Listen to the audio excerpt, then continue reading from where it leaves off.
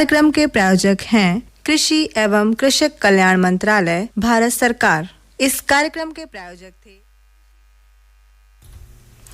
कार्यक्रम किसान वाणी में सब भैया और सब बहनन को आपके भैया राकेश शर्मा और हक्कू भैया की राम राम। हक्कू भैया, क्या हालचाल हैं? खेती बाड़ी के काम धंधा इस समय कैसे चल रहे हैं आपके? हालचाल भैया बिल्कुल ठीक है और खेती बाड़ी के जो काम धंधा हैं वो भी ठीक चल रहे हैं। और आजकल आप देख ही रहे हो, आज तो बहुत ही ज़्यादा चिलचिलाती धूप पड़ी है और साथ में जो तेज़ गर्म हवा हैं वो भी बहुत ज़्यादा चली हैं। और जिस प्रकार की जो तेज़ हवाएं चलती हैं, धूप पड़ती है, ये हमारे शरीर के लिए, जो हमारे किसान भैया हैं, जो उनके पशु हैं, उनके लिए काफ़ी हद तक प्रभावित करती हैं अगर सावधानी ना बरती जाए तो। भैया लू लगन को भय हर समय लगू रहता है वो, इसलिए हम तो अपने भैया बहनन से यही कहना चाहेंगे कि जब भी अपने जो पशु हैं उनको एक तो दिन में 3-4 बार पानी पिलावें ताज़ा, और बाकी बाद छायादार खुले स्थान पर बांधें और ऐसे स्थान पर चयन करें जहाँ पर लू के थपेड़ा हैं वो ना लग रहे हों, यानी कि किन्हीं वृक्षों के नीचे बांधें। और साथ ही साथ सुबह और शाम नियमित रूप से साफ सफाई रखें। बहुत से भैया सोचते हैं गोबर परो है, परो रहने दो, संजा के लिए डरवा देंगे या कल डरवा देंगे। इस प्रकार से बिल्कुल भी ना करें। नियमित रूप से सफाई को विशेष ध्यान रखें। बिल्कुल भैया। और देखो आजकल आप देख ही रहे हैं मेंथा की कटाई हमारे किसान भैया ने शुरू कर दी है। तो जब मेंथा की कटाई करें तो में तो भैया वैसे ही भकलासू निकलते हुए खेत में जाएंगे, तो साथ में पानी जो है अपने जरूर ले करके जाएं और सर से जो गमछा है, अंगोछा है, बाको बांध करके ही खेती बाड़ी के कामकाज करें। कहने का मतलब है पानी की कमी ना होनी चाहिए, चाहे हमारे पशु सही, चाहे हमारे किसान भैया बहन सही, छोटे बच्चा सही या परिवार में जो बुजुर्ग हैं वो सही। कहीं भी अगर पानी की कमी हमारे शरीर में होती है तो हम बीमार हो जाएंगे। बिल्कुल भैया, देखो बीमार तो हो ही जाएंगे, तो इसलिए हम अपने भैया बहनों से कहना चाहते हैं कि जब भी भोजन करें तो सलाद भरपूर मात्रा में लें। और आज आप देख ही रहे हैं आजकल जो खीरा हैं वो भी काफ़ी आ रहे हैं, तो खीरा है, नींबू है, प्याज है, हरी मिर्च है, इनको सेवन खाते समय, खाना भोजन करते समय ज़रूर करें। उससे क्या होगा कि जब आप नींबू को, प्याज को सेवन करेंगे तो लू लगन को खतरा ना आ रही है। और भैया देखो कार्यक्रम में बातें तो अपने भैया बहनों की जारी रहेंगी। पहले रोज की तरह पूछा जाए आज कुछ सवाल। बिल्कुल भैया, तो आज हम सवाल लेके आए हैं कि बागवानी मिशन में कितने प्रतिशत सब्सिडी प्रदान करी जाती है? सवाल एक बार और बता दो अपने भैया बहनों को। जो हमारे भैया बागवानी करना चाहते हैं तो बागवानी मिशन में कितने प्रतिशत की सब्सिडी प्रदान करी जाती है? जाको जवाब हम कार्यक्रम के अंत में भैया लोगों के लिए बताएंगे। तब तक हमारे भैया लोग सोच के रखें। बिल्कुल भैया। और देखो आज कुछ दिन है ना, वो बहुत ही महत्वपूर्ण दिन है। आज मंगलवार है और आज के दिन हमारे जो भैया बहन हैं वो अपनी फ़ोन के माध्यम से खेती बाड़ी की समस्याएं सुलझावत रहेंगी। तो भैया अब अपने भैया बहन के साथ में शुरू करो जाए कार्यक्रम हेलो किसान बाड़ी। बिल्कुल भैया, हाँ देखा था हमारे कौन से भैया को फ़ोन आ रहा है। और आज कार्यक्रम में है हमारे साथ विस्तार से जानकारी के लिए डॉक्टर देवराज सिंह और विषय है मसालों की खेती। प्रस्तुति है मिथिलेश कुमार श्रीवास्तव की। किसान भाइयों, आज कार्यक्रम हेलो किसान बाड़ी में हमारे साथ हैं डॉक्टर देवराज सिंह। आप असिस्टेंट प्रोफेसर हैं इन्वर्टिस यूनिवर्सिटी बरेली में। डॉक्टर साहब, कार्यक्रम में आपका बहुत बहुत स्वागत है। जी धन्यवाद। और आज हमारी बातचीत का विषय है जी मसालों की खेती। तो कार्यक्रम में डॉक्टर साहब सबसे पहले हम ये जानना चाहेंगे अपने किसान भाइयों के लिए जी कि जो किसान साथी खेती बाड़ी करते हैं, कुछ किसान साथी हैं खाद्यान्न वाली फसलें उगाते हैं जी, कुछ किसान भाई हैं जो कि सब्जियों की खेती करते हैं जी, कुछ कृषक भाई हमारे मसालों की खेती करते हैं। बिल्कुल। जैसे कि आज हमारा विषय है मसालों की खेती, तो हम ये जानना चाहेंगे कि ये जो हमारे यहाँ की क्लाइमेट है, जलवायु है जी, इसके अनुसार कौन कौन सी खेती मसालों की कर सकते हैं? देखिए, मसालों की खेती की अगर हम बात करें तो हम उनको 2 भागों में विभाजित कर सकते हैं। एक तो होते हैं गरम मसाले और दूसरे होते हैं आपके बीजीय और कंदवर्गीय मसाले जी। तो जो गरम मसाले होते हैं वो दक्षिण भारत की जलवायु की दशाओं में अच्छे माने जाते हैं, तो वहाँ पे होते हैं। और जो हमारे बीजीय हो गए और कंदवर्गीय, जैसे कंदवर्गीय में आपका हल्दी आ जाती है, आपकी अदरक आती है जी। और आपके बीजीय मसालों में जैसे आपकी अजवाइन हो गई, धनिया धनिया हो गई, सौंफ है, मंगरेल है, जीरा है, जी। ये सारी आपकी बीजीय वर्ग में रखी जाती जी। हैं। और ये दोनों प्रकार के मसाले हमारे उत्तर भारत की जलवायु के लिए बहुत अच्छे स्तर पे इनका उत्पादन किया जा सकता है। जी डॉक्टर साहब, एक कॉलर हैं हमारे लाइन पर जी। जानना चाहेंगे कहाँ से बोल रहे हैं, कौन बोल रहे हैं और उनकी क्या समस्या है। हेलो किसानवाड़ी। हेलो किसान भाई जी, कार्यक्रम में आपका बहुत बहुत स्वागत है। कहाँ से बोल रहे हैं, कौन साथी बोल रहे हैं? नमस्कार, मैं ग्राम पोस्ट रेवती, तहसील लावला, जिला बरेली से नबीजान सैफी बात कर रहा हूँ। जी नबीजान जी, ये बताइएगा कि आज हमारा जो विषय है वो है मसालों की खेती। जी सर। तो क्या जानकारी लेना चाहते हैं? आज डॉक्टर देवराज सिंह जी हमारे साथ उपस्थित हैं कार्यक्रम में जानकारी देने के लिए। जी सर, मैं जानकारी लेना चाहता हूँ कि हम इस समय कौन से मसाले की खेती कर सकते हैं। जी जी जी जी, बिल्कुल सही प्रश्न आपने किया है। बहुत सारे किसान भाइयों को अभी मसालों से परिचय बहुत ज़्यादा नहीं रहा है। तो इस समय अगर हम देखें तो इस समय हमारी प्रमुख फसलें जो मसाले की हैं कंदवर्गीय, जैसे आपकी हल्दी हो गई और अदरक हो गई, और दोनों के महत्व से कोई भी छूटा हुआ नहीं है। दोनों का अपना अपना बहुत ही महत्व है। तो इसकी जो बुआई है हम वो 15 मई से लेकर के 15 जून के मध्य में करते हैं। अगर किन्हीं कारणों से किसान भाइयों के खेत खाली नहीं है, किसी फसल की वजह से या कुछ विलम्ब हो जा रहा है, तो ऐसी दशाओं में किसान भाइयों को 15 जुलाई तक भी बुआई कर लेनी चाहिए और बहुत अच्छा उत्पादन होगा। इसके अलावा सर और कोई भी मसाला हम नहीं जी, कर सकते? और कोई मसाले में अगर हम देखें तो धनिया की खेती हम वर्ष भर कर सकते हैं, लेकिन हरी पत्तियों के लिए। अगर आपको धनिया के बीज के उत्पादन के लिए खेती करनी है तो उसको आप अक्टूबर से नवंबर के महीने में आप लगाएंगे और फरवरी मार्च में उसकी जो है हम कटाई कर लेते हैं। तो अभी तो यही 2 मसाले हैं जिन पे बहुत ज़्यादा वो चलो। तीसरा आपका, आप मिर्च की नर्सरी डाल सकते हैं। अभी मिर्च के लिए आप अच्छी नर्सरी डाल सकते हैं, तैयारी कर सकते हैं उसकी। 35 से 45 दिन बाद आप उसको आप अपने मुख्य प्रक्षेत्र पर रोपित कर सकते हैं। जी सर, जी थैंक यू सर, बहुत बहुत जी। धन्यवाद। डॉक्टर साहब, अब हम ये जानना चाहेंगे कि हमारे जो किसान साथी हैं वो अपने खेतों में हल्दी की खेती है, जी। धनिया की खेती है, सौंफ की खेती है, जी। और जो प्याज है, लहसुन है, इनकी खेती भी कर सकते हैं। जी। तो इनकी खेती, जैसे अब हमारे किसान साथी अदरक की खेती लगाना चाहते हैं तो कब लगाएंगे अदरक की खेती? अदरक और हल्दी दोनों जैसी मिलती जुलती फसलें हैं। दोनों में कंद पाए जाते हैं और इनके कंद को ही रोपित किया जाता है। जैसे हल्दी हो गई, हल्दी में हमारे 3 प्रकार के कंद पाए जाते हैं। एक तो प्राथमिक मात्र कंद होता है, जिससे जो है दूसरे कंद लगे रहते हैं, जिसमें दूसरा होता है प्राथमिक कंद, तीसरा होता है तृतीय कंद। तो इसमें मात्र कंद और प्राथमिक कंद का बहुत ही महत्व रहता है, क्योंकि इनको हम बुआई के लिए प्रयोग करते हैं। जी। और जो इसका तृतीय कंद होता है उसको हम, बहुत ही कम ऐसी प्रजातियां हैं जिनमें तृतीय कंद पूर्ण रूप से विकसित होते हैं। सभी में पूर्ण रूप से विकसित नहीं हो पाते हैं, इसलिए उनको हम बुआई में के लिए उपयुक्त नहीं समझते हैं। जी। तो इसकी हम बुआई कर सकते हैं। और दूसरा, अदरक में भी इसी तरह कंद होते हैं, उनको हम अलग अलग करके और उनको हम बुआई कर देते हैं, जिनमें हम 5 से 6 सेंटीमीटर गहराई में बुआई करते हैं जमीन अच्छा। में। अच्छी प्रकार से पहले भूमि की तैयारी कर लें किसान भाई, उसके बाद इसकी बुआई करें।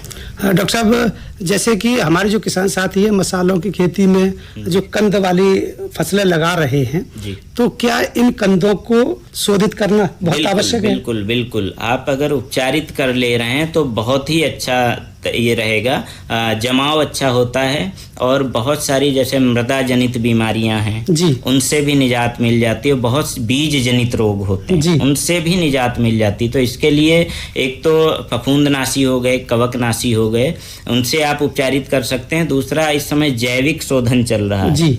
तो जैविक शोधन के लिए अगर आपके पास कुछ भी नहीं है तो देसी गाय का गोबर बहुत ही अच्छे से उपलब्ध हो जाएगा। बिल्कुल हो जाएगा। आप उसका घोल बना करके और उसमें उन कंदों को डुबो दें। अच्छा। और उससे फिर निकाल कर उन्हें छाया में सुखा लें। कितने समय तक के लिए डुबोएं? उनको आप अगर एक बार डिप करके भी निकाल लेंगे तब भी काम हो जाएगा। अच्छा। बस उस पे लेप लग जाना चाहिए। जी। फिर उनको हम छाया में सुखा लेते हैं। दूसरा, अगर यही हम चीज़ देखें उसमें आपकी अदरक में, तो अदरक में क्या करते हैं, इनको हम शोधित करने के बाद जो हमारे जूट के बैग होते हैं, बोरे, उनमें उनको गीला करके उनमें लपेट कर इनको छाया में रख देना चाहिए, जिससे क्या होता है अंकुरण बहुत जल्दी होता है। जी, कौन कौन सी दवाइयों का प्रयोग कर सकते हैं इन कंदों को उपचारित करने के लिए? उपचारित करने के लिए जैसे बाविस्टिन हो गई, ट्राइकोडर्मा हो गया, ट्राइकोडर्मा से हम जो है जमीन का भी शोधन कर सकते, थीरम हो गया, बाविस्टिन हो गया, कैप्टान हो गया, इन सब का हम प्रयोग कर सकते हैं। वेवेरिया बैसियाना का जी, वेवेरिया बैसियाना भी बहुत अच्छे से उपयुक्त है। जी जी जी। तो इनका शोधन करने के बाद ही हमें शोधन अगर कर लेते हैं तो 2-4 चीजें किसान भाइयों को प्राथमिक रूप से ध्यान रखनी चाहिए। जैसे अपनी मृदा का स्वास्थ्य जानना, जैसे इस समय कार्यक्रम चल रहा है कि हमारी मृदा का स्वास्थ्य कैसा है। जी, तो मृदा का स्वास्थ्य आप तब जानोगे जब आप मृदा का परीक्षण कराओगे। तो मृदा का परीक्षण कराना इसलिए आवश्यक हो जाता है कि आपको उस मृदा को क्या रिक्वायरमेंट, उसकी क्या मांग है कि आप कितने मात्रा में नाइट्रोजन देंगे, कितनी मात्रा में फास्फोरस आप उसको देंगे, कितनी मात्रा में आप पोटाश देना चाहेंगे। इससे किसान भाइयों को लाभ भी होता है। अगर आप वो मृदा का परीक्षण करा लेते हैं तो आपको इस तरह से अंधाधुंध जो उर्वरक है इनका प्रयोग नहीं करना पड़ेगा। एक नियत मात्रा जितनी लगनी है उतनी आप फसल को देंगे, इससे फसल भी अच्छी होगी और आपकी मृदा का स्वास्थ्य भी अच्छा रहता है। जी, एक कॉलर और हैं, देखते हैं वो कहाँ से बोल रहे हैं, कौन किसान भाई हैं?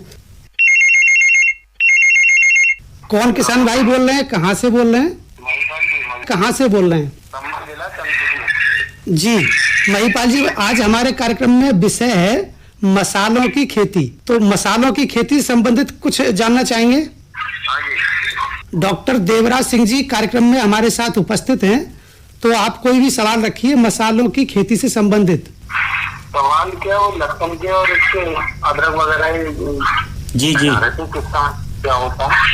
अदरक की और लहसुन की रोपाई कब करें?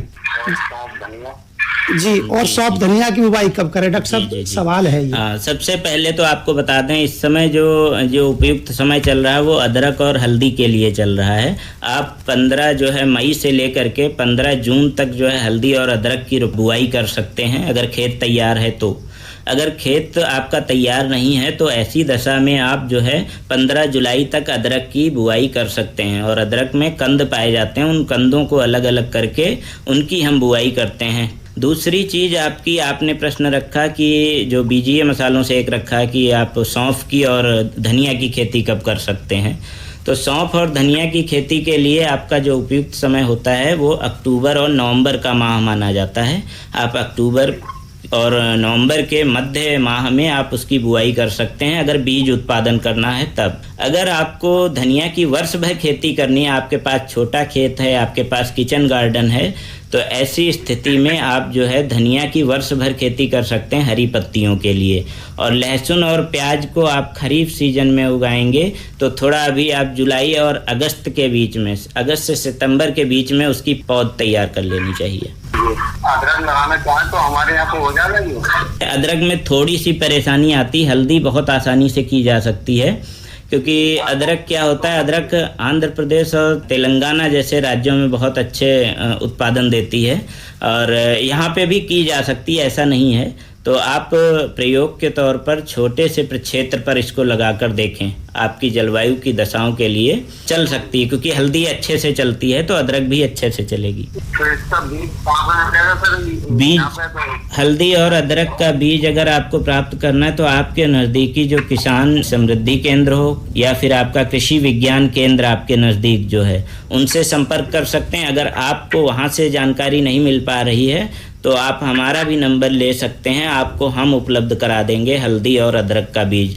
पंतनगर विश्वविद्यालय में भी आपको मिल सकता है। दूसरा आपका आचार्य नरेंद्र देव कृषि एवं प्रौद्योगिक विश्वविद्यालय कुमारगंज अयोध्या में पड़ता है, वहाँ पे हल्दी और अदरक पे बहुत ज़्यादा शोध कार्य चल रहे हैं, तो आप वहाँ से भी प्राप्त कर सकते हैं। किसान भाइयों की सुविधा के लिए डॉक्टर देवराज सिंह जी, हम संपर्क सूत्र जानना चाहेंगे, क्या है अपना संपर्क सूत्र? हमारा संपर्क सूत्र है 78 97 37 45 12। इस संपर्क सूत्र पर हमारे किसान साथी संपर्क कर सकते हैं। डॉक्टर साहब, अब हम ये जानना चाहेंगे जो कंद वाली फसलें हैं मसालों में, जैसे आपने बताया कि अदरक है, हल्दी हो गई, हल्दी है, लहसुन है। लहसुन जो है बल्ब में आ जाता है, बल्ब में आ जाता है। तो इनकी खेती करने के लिए हमारे जो खेत हैं उनको किस तरीके से हमें तैयार करना है? खेत की तैयारी देखिए, उसके लिए बोला गया है कि सुबीजम सुक्षेत्रे सुजायते संपद्यते। अगर सही बीज उचित स्थान पर उचित समय पर डाला जाएगा तो वो बहुत अच्छी प्रगति करता है। तो इसलिए हमें खेत की तैयारी में कोई भी कुताही नहीं बरतनी चाहिए।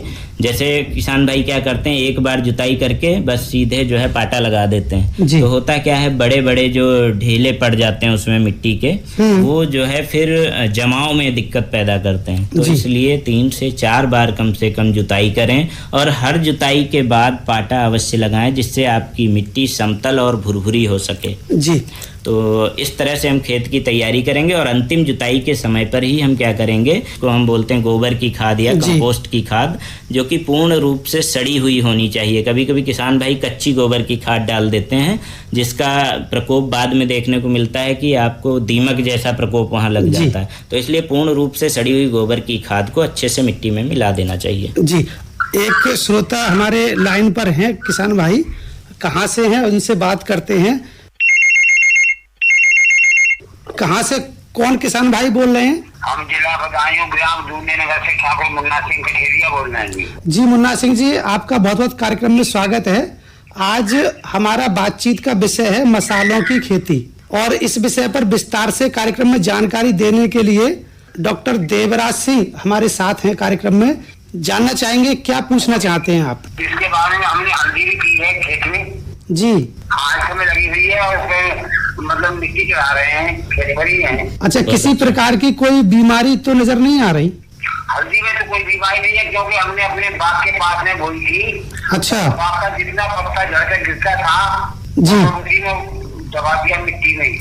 ये बहुत अच्छी चीज है। हल्दी की फसल में प्राय करते क्या है, हमें जो है एक मल्च लगानी पड़ती है। अच्छा, और ये इन्होंने बाग में खेती की। जैसे प्रधानमंत्री जी का एक मिशन है, विजन है उनका, कि किसानों की आय हमें दोगुनी करनी है जी। तो किसानों की आय दोगुनी करने की ये सबसे अच्छा तरीका इन्होंने अपनाया है। जो किसान भाई अभी हमारे साथ फोन पे हैं, इन्होंने बाग में खेती की। और हल्दी की फसल को आप बगीचों में लें तो बहुत अच्छा उत्पादन देती है। अच्छा, तो वहाँ पे क्या होता है, उसके जो पत्ते होते हैं बड़े पौधों के, पेड़ों के, वो झड़ते हैं और उससे मल्च का एक काम हो जाता है। हमें मल्च अलग से नहीं लगानी पड़ती। अच्छा, सिंचाई भी कम लगानी पड़ती होगी तो? हाँ, मल्च के यही फायदे होते हैं कि आपकी सिंचाई कम हो जाएगी। दूसरा, आपकी जो खरपतवार है उनसे भी निजात मिल जाती। खरपतवार भी बहुत कम ही होंगे जिनको किसान भाई अपने मैनुअली जो है निकाल सकते हैं हाथों से। तो ये बहुत फायदा रहता है। बगीचों में हल्दी की खेती अवश्य करें। जी, मुन्ना सिंह जी, हल्दी की खेती करते समय आपको किसी प्रकार की कोई समस्या तो नहीं आ रही है? अभी तो कोई समस्या नहीं आई, न कोई बीमारी, क्योंकि बाग का जितना पत्ता सब सड़ जाता है, उसी में खाद जाता है, हमें कोई रासायनिक खाद मिलाना पड़ता है। जी, अच्छा। जो आप हल्दी उगाते हैं अपने खेत में, वो एक तरीके से जैविक होती है। आपका बाग किस चीज का है, बगीचा? उसमें कटहल के पेड़ अधिक है। अच्छा, कटहल के पेड़, आम के हैं, ठीक है।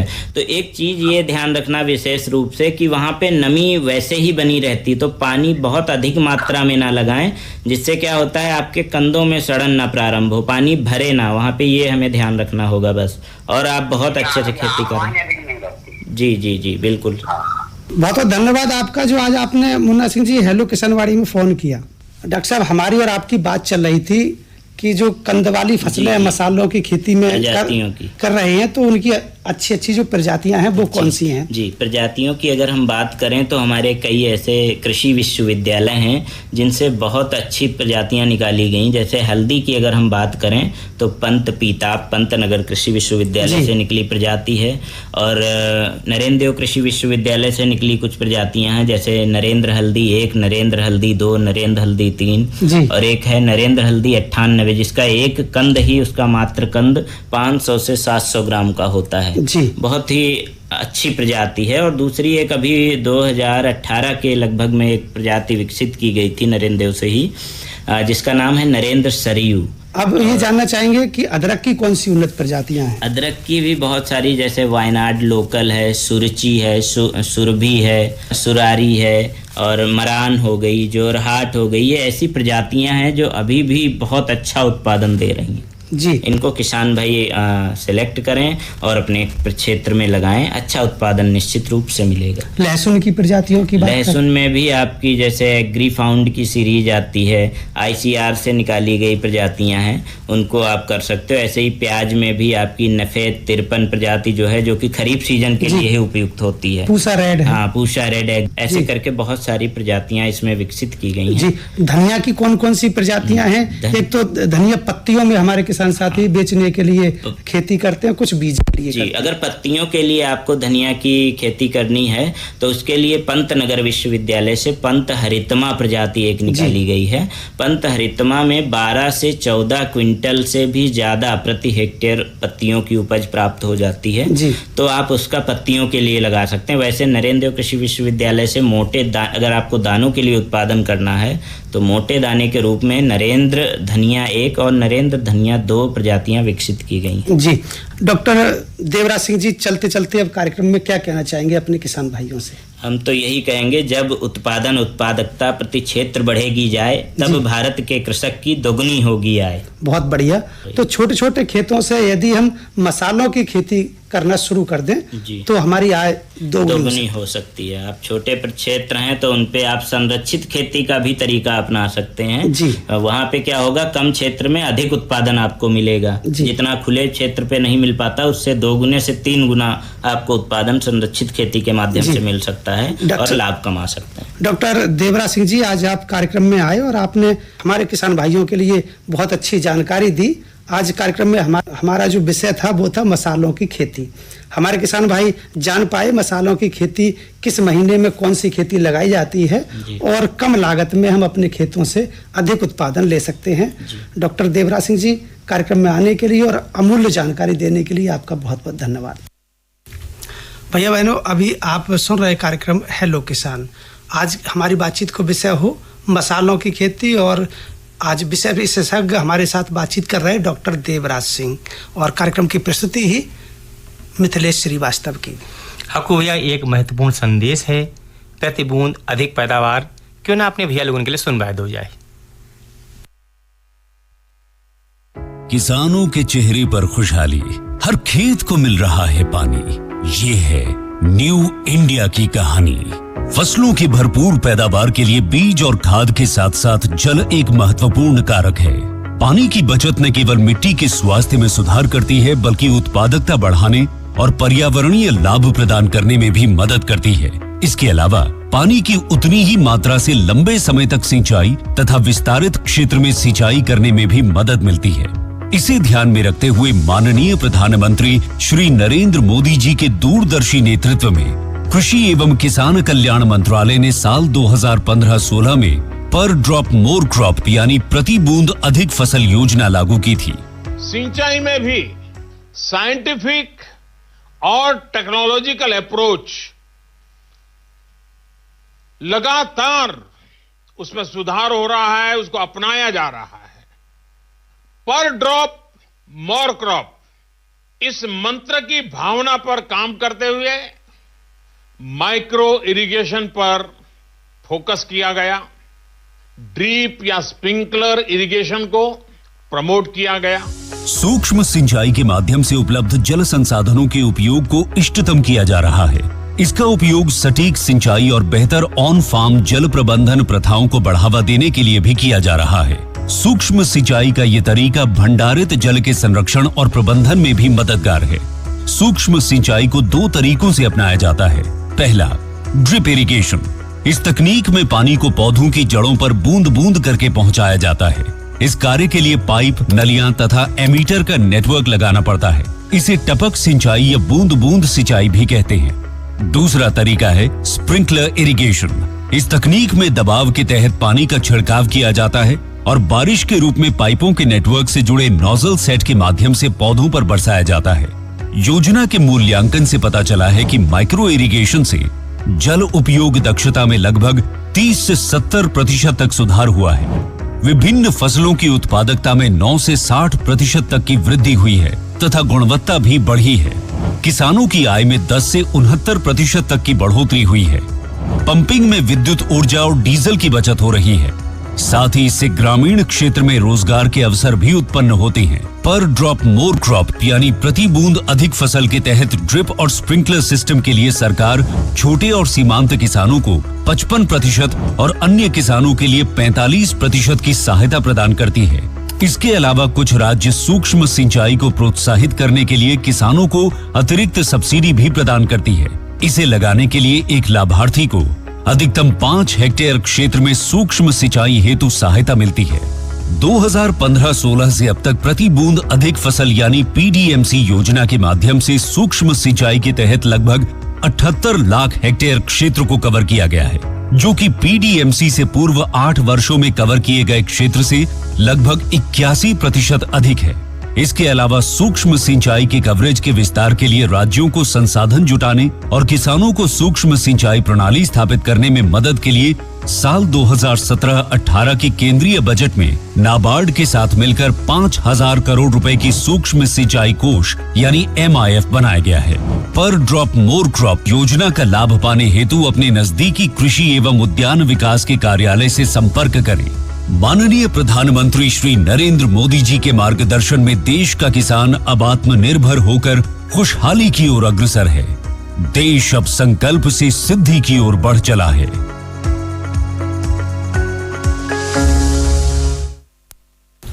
भैया बहनों, अभी आपने जानकारी सुनी प्रति बूंद अधिक पैदावार। और राकेश भैया, अब अपने भैया बहन को बता दें आज के बाजार भाव जो हमको प्राप्त हुए हैं कृषि विपणन कार्यालय मंडी समिति डेलापीर बरेली से। आज चावल को थोक भाव रहो 2,690 रुपये प्रति कुंतल 32 रुपये प्रति किलो, गेहूँ 2,220 रुपये प्रति कुंतल 25 रुपये प्रति किलो, उड़द की दाल 9,136 रुपये प्रति कुंतल 110 रुपये प्रति किलो, चना छोटा 5,750 रुपये प्रति कुंतल 68 रुपये प्रति किलो। बात करें चना की दाल की, तो चना की दाल को भाव रहो 6,880 रुपया प्रति कुंतल और 79 रुपया प्रति किलो। अरहर की दाल को भाव रहो 9,335 रुपया प्रति कुंतल 120 रुपया प्रति किलो। बात करें सरसों के तेल की, तो 14,820 रुपया प्रति कुंतल 160 रुपया प्रति किलो। आलू को भाव रहो 915 रुपया प्रति कुंतल और 16 रुपया प्रति किलो। बात करें मसालों में प्याज की, तो प्याज को भाव रहो 1,105 रुपये प्रति कुंतल 920 रुपये प्रति किलो। लहसुन 4,000 रुपये प्रति कुंतल 80 रुपये प्रति किलो। अदरक को भाव रहो 6,420 रुपये प्रति कुंतल 180 रुपया प्रति किलो। और टमाटर बिको आज 715 रुपये प्रति कुंतल 15 रुपया प्रति किलो। बात करें पके केला की, पके केला को भाव रहो 2,750 रुपया प्रति कुंतल 45 रुपया प्रति किलो। सेब को भाव रहो 8,175 रुपया प्रति कुंतल 160 रुपया प्रति किलो। गुड़ को आज 3,450 रुपया प्रति कुंतल और 40 रुपया प्रति किलो। हक्कू भैया, बात करें कल के मौसम के बारे में, तो कल 14 जून 2023 दिन बुधवार के लिए उच्चतम तापमान 41 डिग्री सेंटीग्रेड और न्यूनतम तापमान 28 डिग्री सेंटीग्रेड के साथ ही साथ वर्षा को अनुमान 3% है। बात करें हवा की, तो हवा पश्चिम उत्तर पश्चिम से 30 किलोमीटर प्रति घंटा की रफ्तार से चलने की संभावना है। वायुमंडल में आर्द्रता 40% रहने को अनुमान है। बिल्कुल भैया, आपने जो बताओ मौसम को हाल भाव से अनुमान यही लगा जा रहा हूँ। आज की तरह तेज़ गर्म हवा कल भी चलने की संभावना है। हमारे जो भैया बहन है वो मेंथा की कटाई इस समय कर लें, क्योंकि अब मानसून भी बहुत ज़्यादा नज़दीक ही है। 21 जून से वैसे भी वर्षा प्रारंभ हो जाएगी। आपको भैया कार्यक्रम के शुरू में भैया लोगों के बीच में एक सवाल छोड़ो हो, तो उसको जवाब भी बता दो, जिससे कि हमारे भैया लोग अपने जो ने जवाब सोचो है वैसे मिलान कर लें। भैया, हमारा सवाल हो बागवानी मिशन के अंतर्गत किसान भाइयों को कितने प्रतिशत सब्सिडी प्रदान की जाती हैगी। तो हम अपने भैया बहनों को बता दें, बागवानी मिशन के अंतर्गत किसान भाइयों को 50% सब्सिडी प्रदान करी जाती हैगी। हम उम्मीद करते हैं हमारे भैया बहन को जवाब भी चाहिए हुए वो। अब भैया कल के कार्यक्रम में किसान वाणी में हमारे भैया लोगों के पास तक कौन कौन सी जानकारियाँ पहुँचेंगी, इसके बारे में भी अवगत कराए दो। कल भैया कार्यक्रम में चर्चा होगी जैविक खाद का प्रयोग, और विशेषज्ञ की राय में बहुत ही महत्वपूर्ण जानकारी सुनेंगे। कृषक अपनी आय दोगुनी कैसे करें, विस्तार से जानकारी देंगे डॉक्टर राजकरण सिंह।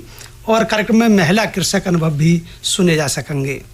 हकू भैया, बात करें आज के कार्यक्रम से हमारे लिए का नसीहत मिली, तो हम जय कह सकते हैं कि हमारे जो किसान भैया हैं मसालन की खेती को करके कम भूमि से अधिक लाभ कमा सकते हैं। कहने को मतलब है अपनी आमदनी दुगनी कर सकते हैं। और राकेश भैया, अब देखो समय ना है, टिक टिक करके घड़ी सारू करने लगी है कि अनुमति लेने की बेल आ गई है। तो कल कार्यक्रम में ये सब ढेर सारी जानकारी लेकर फिर उपस्थित होंगे। तब तक के लिए अपने भैया हकू और अपने भैया राकेश शर्मा को दो अनुमति। भैया बहनों, राम राम। इस कार्यक्रम के प्रायोजक थे कृषि एवं कृषक कल्याण मंत्रालय, भारत सरकार।